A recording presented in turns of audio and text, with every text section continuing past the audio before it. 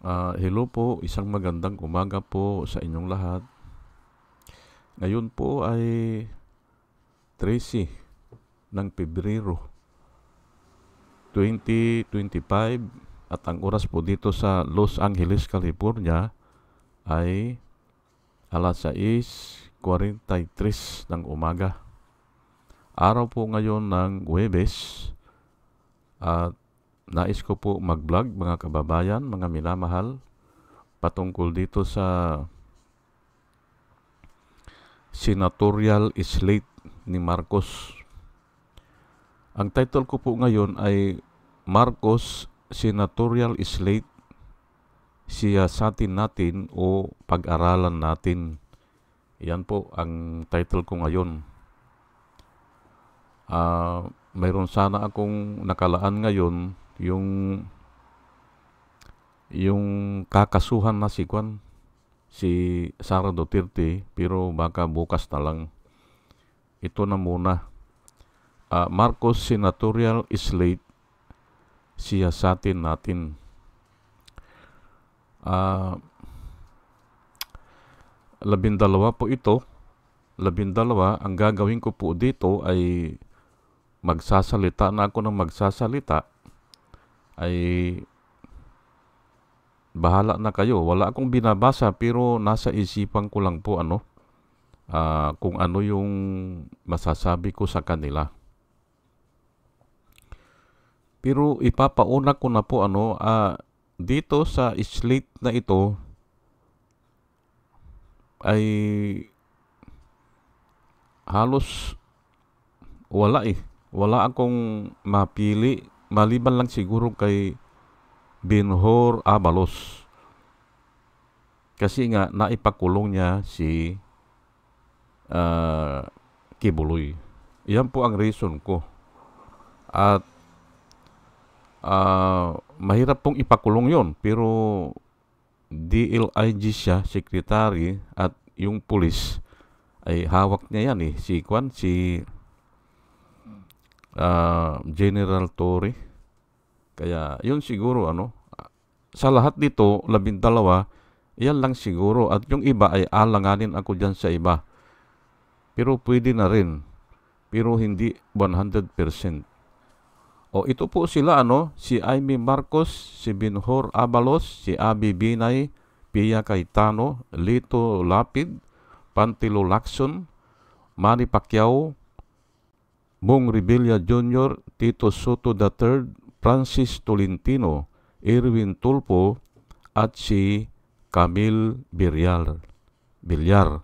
Yan po ang 12.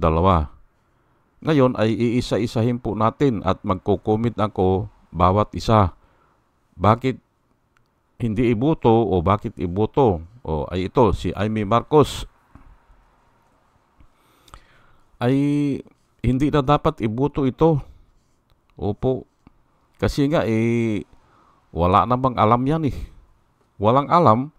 At saka yung performance niya parang hindi naman senador eh. Opo. Ngayon ay hindi ko na masisiyan. Hindi ko na masisiyan si Amy Marcos kasi nga ito 2019 po ito nahalal. Pero pinatay po ang transparency server ng 7 oras. From 6 PM nung eleksyon, nung gabi ng eleksyon, pinatay na hanggang 1 AM in the morning. Kaya questionable yung pagkapanalo nito. At yun nga ay nakita natin na naglilingkod lang siya, hindi sa bayan para lang kay Duterte. Kaya huwag nang iboto yan. Ngayon, ito si Benhur Abalos ito ay yung tatay niya may mga record din na hindi maganda pero tatay naman niya yun Naging tauhan din ni Gloria Macapagal Arroyo. Pero ito si Benhur Abalos ay pwede na rin ito. Irerekomenda ko na iboto natin ito dahil siya ang masigasig na nagpakulong kay Pastor Kibuloy. Yun lang ang reason ko mahirap po yung ginawa ng DOJ at saka itong si DLIG Secretary. Kaya bilang kwan sa kanya ay yung suporta sa kanya ay iboto natin siya. Ayan po, no? Si Abby Binay, although na bago rin ito sa pagkasenador, ngayon lang kakandidato ito,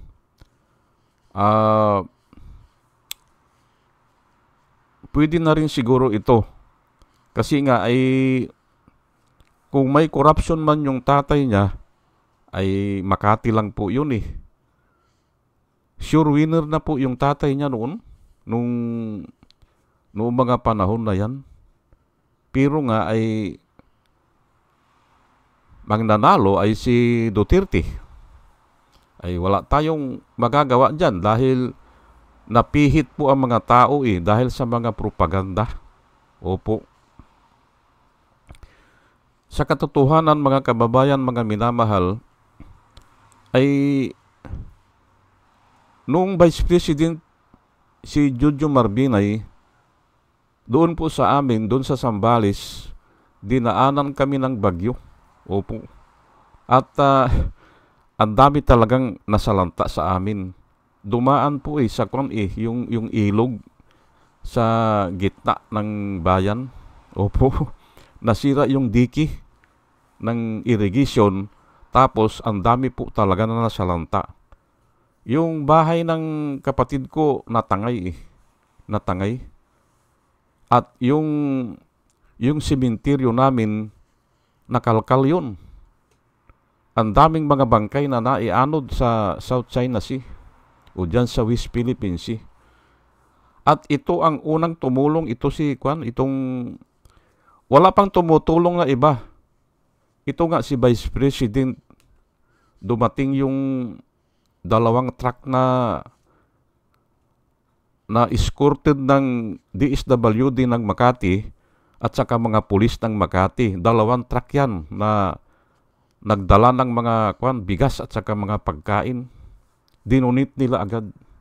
Kaya ito, hindi natatalo ito si Binay doon sa bayan namin kasi nga naalala nila yan. Opo. Kaya pwede na rin yan at baguhan ito si Binay sa pagka senador, kaya pwede na. Ano? At yung ginagawa nila dyan sa Makati, maganda po libre lahat sa ospital. Maganda po yan. Ngayon si Pia Cayetano ay huwag nang iboto ito. Una ay luma na yan At wala naman niyang ginagawa sa Senado. Yung magkapatid na yan, nararamdaman ba natin yan? Hindi. Mga balingbing yan, kung saan ang grasya, doon sila. Ayan po, si Pia Cayetano, wag nang iboto yan. Si Lito Lapid ay mas lalo na ito. Wala tayong, hindi qualified yan. Yan hindi niya alam kung ano ang gagawin niya dyan. Pero nga ay binubuto siguro ng mga tao dahil sikat. Pero nga, in doubt pa rin ako dito Lahat kasi nung nanalo nung 2019, in doubt na ako dyan. Opo, kasi nga pinatay nila ang transparency server. Ay ang presidente po noon ay si Duterte. Ayan, yan si Pia Cayetano, nanalo din pala yan. Si Lito Lapid, nanalo din pala yan. Ay wag nang iboto yan. Wala namang magagawa yan sa Senado Wala. Si Pantilo Lacson ay matagal na rin ito sa Senado Napakabalingbing po niyan. Magaling lang siyang lumaro o magsalita, pero kung titignan mo yung record niya, wala rin Kaya wag nang iboto yan at saka luma na rin yan Dapat ang iboto ay yung mga baguhan o yung mga bago. Ayan, ganyan kay Abalos, si Abby Binay, ayan, pero hindi ako 100% dito kay Abby Binay. kay Abalos yun. Si Manny Pacquiao ay ito po. Si Manny Pacquiao po ay kwan ito eh. Ibinuto lang ito sa bagay 29 hindi 2019 ito.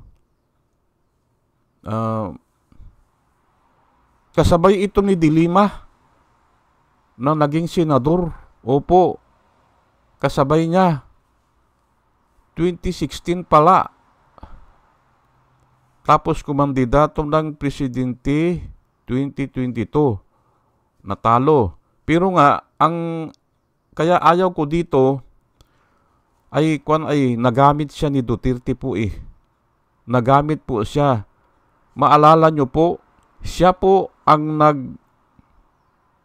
nagpatanggal kay Dilima as chairman of the Blue Ribbon Committee.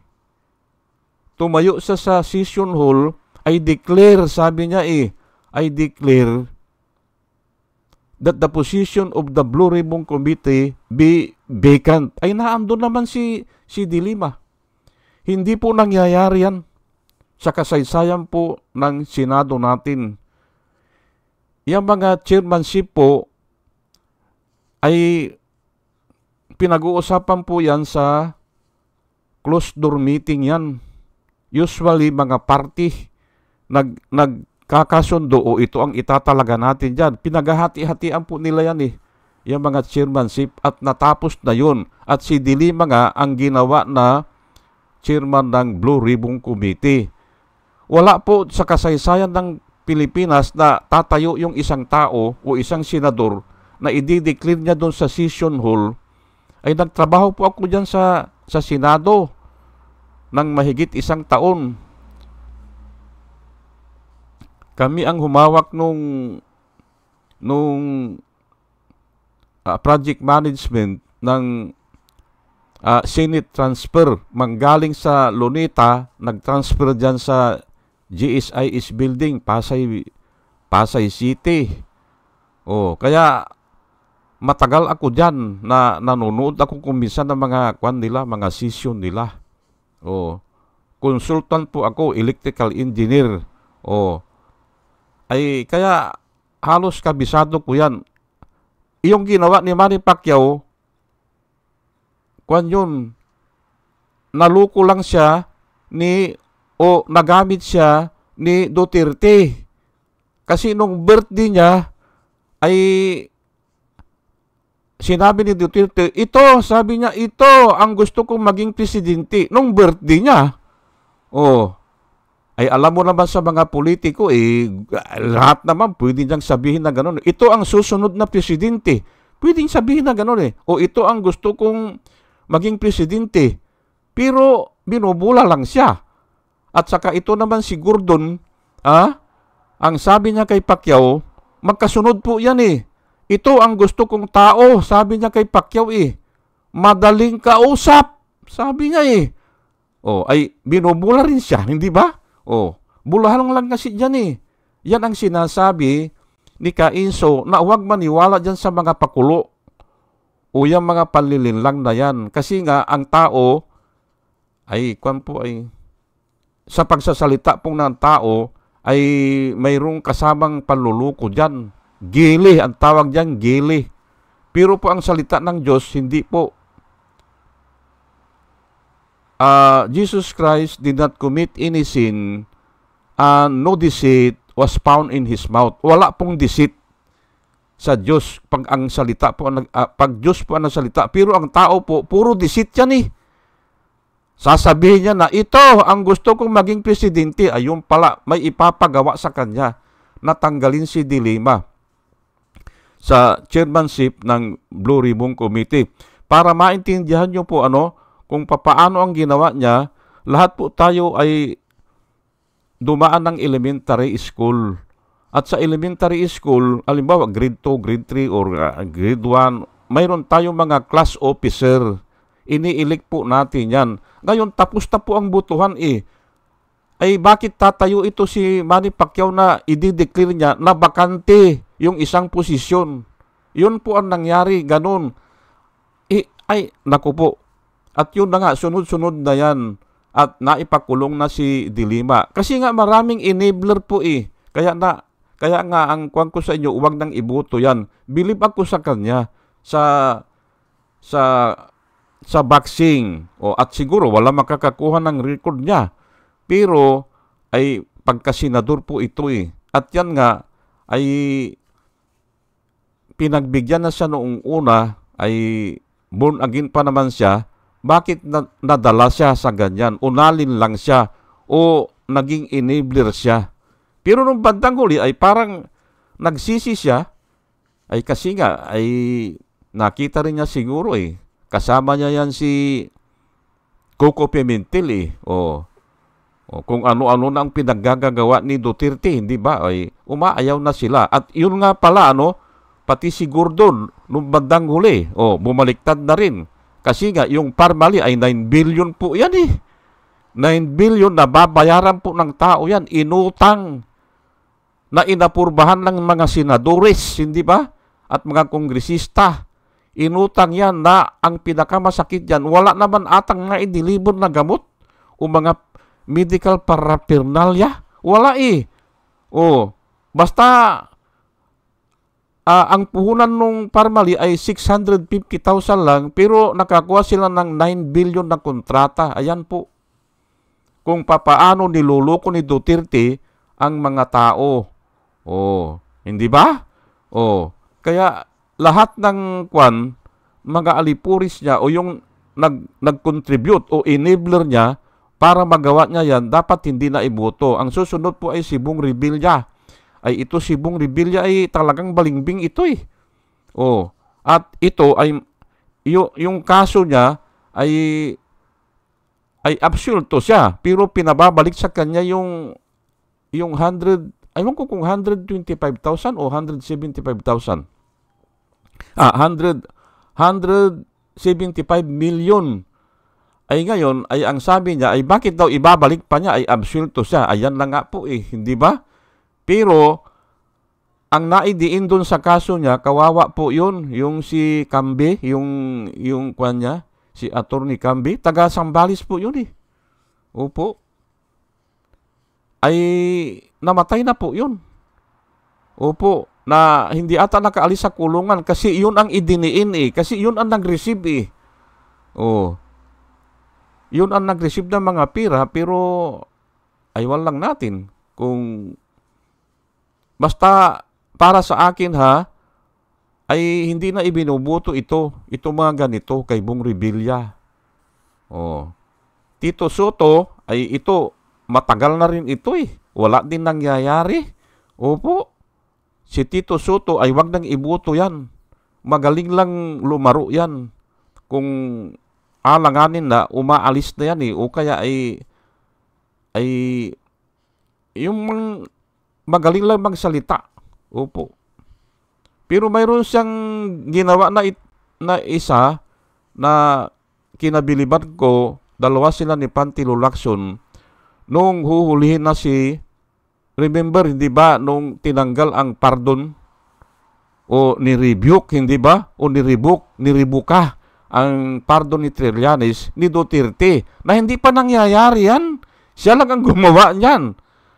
Ay kako, revolusyon na ito. Sa isip-isip ko po na andito po ako sa Amerika. Pero ako, nag-iisip ako kung talagang huhulihin yan at magka-revolusyon, ay susuportahan ko ang revolusyon. Opo. Yun po ang iniisip ko noon. Mabuti hindi pinahuli nila. At doon ako humanga kila Soto at kay Pantilo Lacson. Talagang hindi nila pinayagan yung huhuli kasi hinahanapan nila ng warrant of arrest na issue ng judge. Tama po yun. Hindi ba? At saka, pwedeng iribuka naman ang pardon. Wala pa akong nakita na ganyan. Kaya nga lang, nagmalabis po si Duterte ipinakulong na si De Lima at si Ontiveros, gustong kasuhan na naman. Tapos ito si Trillanes ay gustong ipakulong. Opo, kasi nga niribuka yung kwan. Wala bang record? Nawawala yung record? Saan ang papilis yan? Wala ba? Ay nawawala po sir eh. Cannot be located. ay null and void yan from the beginning. Null and void daw yung pardon. Ayun po mga rason nila eh. Pero sila, niluloko nilang sarili nila. Ayan po. Pero ako, hanga ako doon kay Soto at saka kay Pantilo Lacson noon. Kasi hindi nila pinaboran yung huhuli. Ang isa nga sa huhuli ay si Kwan eh. Si Robin Hood Padilla eh. Magboboluntaryo ako, sabi niya. Nahuhuli.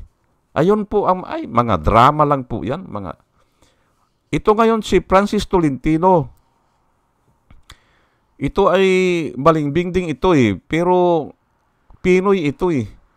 Noong pong naging siya, chairman ng, bilib ako dito, kasi marami rin siyang ginawa ito eh. Nung chairman siya ng MMDA,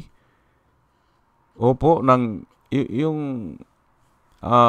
Metropolitan Manila ata yan eh. Administration, ay siya ang governor ata eh. Marami siyang nagawa yan. Pero nalipat siya kay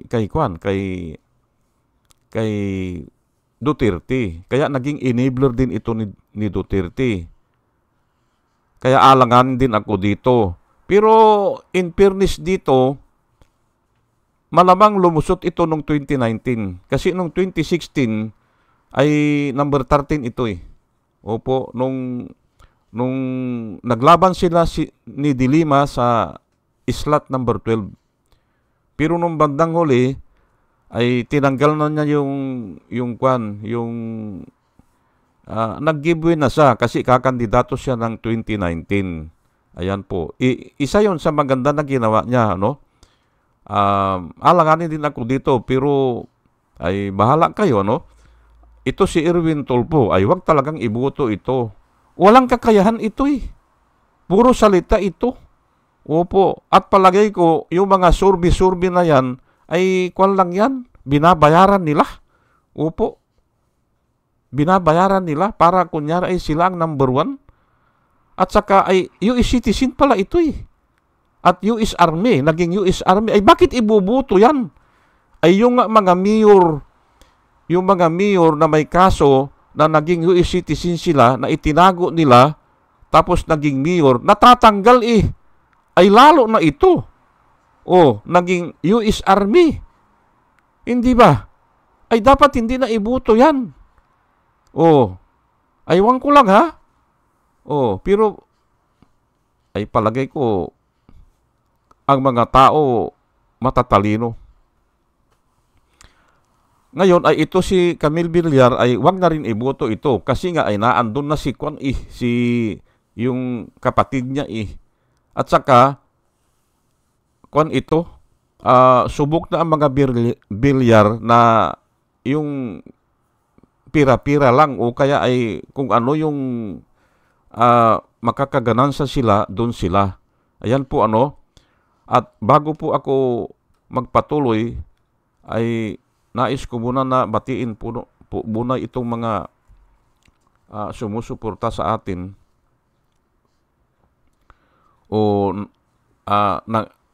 ano ba yun? yung nagla-like o nanonood viewer ito po sila si Rosana Narumi ng Japan, subscriber pala Al Olalia ng Bacolod, Pampanga, Librager, Alex Sarmiento, salamat po sa inyong lahat. Dolor Garcia ng Milano, Italy, Nana Antibi ng Bahrain, Will Utaib ng Laguna, Nelson Balyaran, Julia Magbanua ng Singapore, Andre Deliver, Arnold Pernan ng Cebu, Larry Narvaez, Jus Chalan, Elenita Sklapler ng Germany, Bin Puno, Leti Peralta ng Mamburao Occidental, Mindoro, Maribel Baligat Culio, Querticio, Juna M., Rinaldo Abintino, Mel Herrera ng Ibason, Illinois, Ernesto Aburque, Pleaser E. Duarte, Hiasmin San Juan, Roman Di Paz, Mary Grace Santos, Pacmando, John Cabrera, Luwin Sigako, Ike Maglasang, Linda Trasmonte,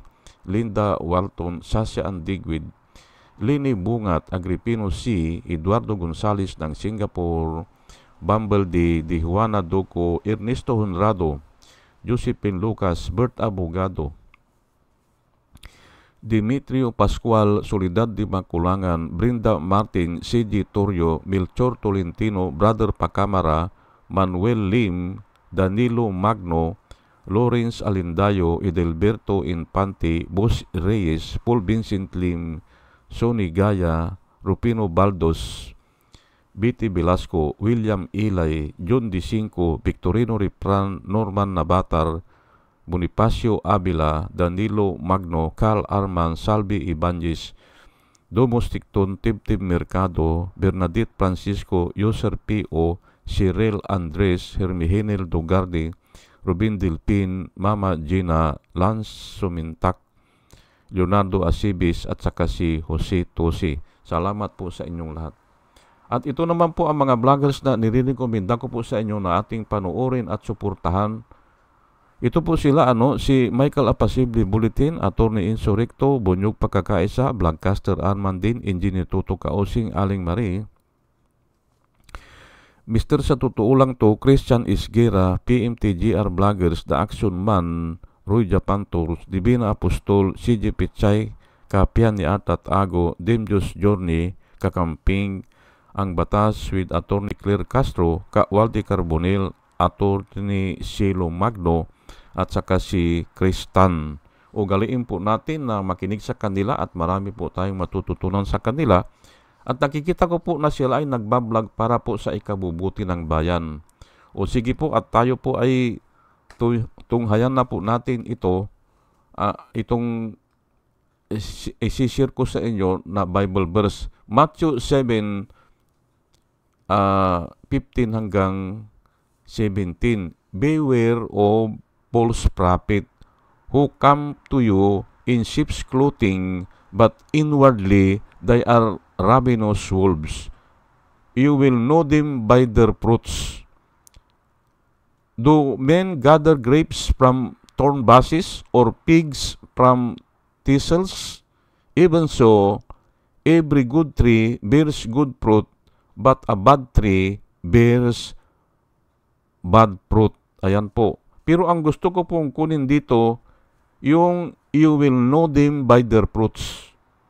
Yan ang nakasulat dyan, Kaya lahat po itong mga kandidato na ito, tignan po natin yung mga bunga ng mga ginagawa nila. Kasi nakasulat po sa Biblia yan na mag-ingat, beware.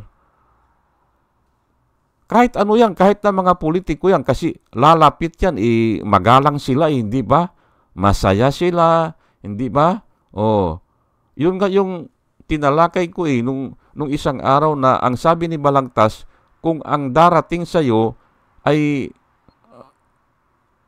masayang mukha ata yun o maamong mukha at may pakitang giliw, sabi niya, ay asahan mo na kanya, yan ay lihim na kaaway. Mag-ingat po tayo sa ganyan. Ito naman, they come to you in sheep's clothing, but inwardly they are voracious wolves. Ayan po, binabalaan po tayo ng Biblia at saka ni Balagtas. You will know them by their fruit. Ayan po ang gusto kong i-share sa inyo. Tignan po natin yung mga nagawa nila o yung bunga ng ginawa nila. Naging enabler sila yan ni Duterte at doon lang nagkawindang-windang na hindi ba? Nabaon tayo sa utang. Jeremiah 17:10, I the Lord, sabi po ng Diyos, I the Lord search the heart, taste the mind, even to give every man according to his ways, according to the fruit of his doings. Ayan po may resulta po yung ginagawa nila. Yung po ang tignan natin. Huwag po tayo maniwala dyan sa mga sikan na yan. Hindi ba? Para hindi po tayo malito, kaya isinisir ko po sa inyo ito. I the Lord, sabi ng Panginoon po, search the heart, taste the mind, even to give every man according to his ways. Mag-ingat po tayo na makipag-alyansa dyan sa mga corrupt officials na yan. Huwag nating gagawin yan kasi ayan nga bibigyan din tayo ng kwan eh.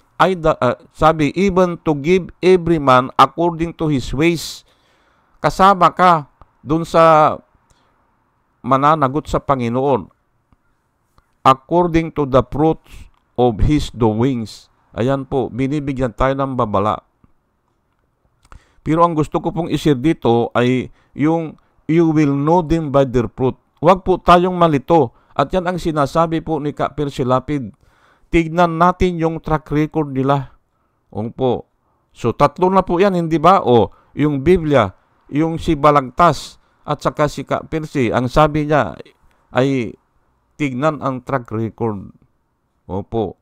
Sige po, hanggang dito na lang po, At dalayan ko po sa Panginoon sa ating pakikinig po ay magkaroon tayo ng wisdom na nanggagaling sa Kanya. At muli po mga kababayan, mga minamahal, isang magandang umaga po sa inyong lahat at salamat po sa inyong pakikinig. Salamat po ng marami. Salamat po.